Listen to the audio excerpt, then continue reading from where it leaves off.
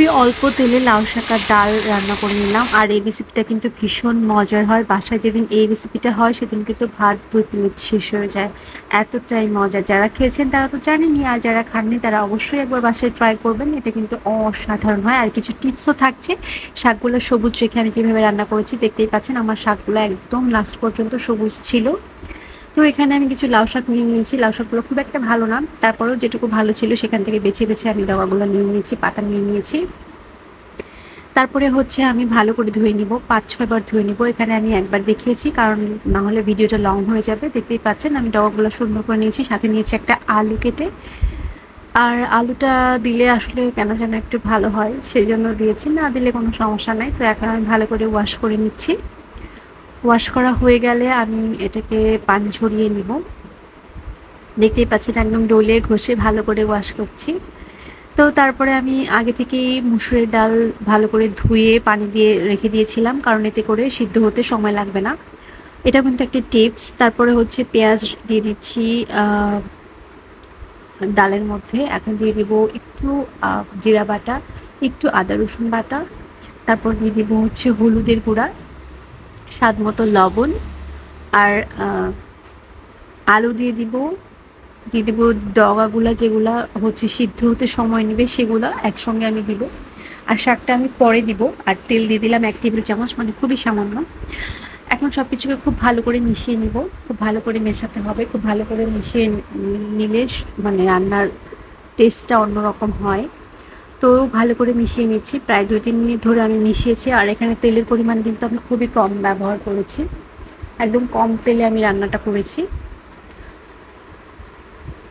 এখন আমি মাখানো হয়ে গেছে। এখন আমি এখানে পানি দিব হচ্ছে 1 কাপের মতো, যাতে করে ডাল আর যে সবজিগুলো এখানে দেওয়া হয়েছে সেগুলো সিদ্ধ হয়ে যায়। তারপরে আমি এটাকে মিডিয়াম টু হাই হিটে রান্না করেছি।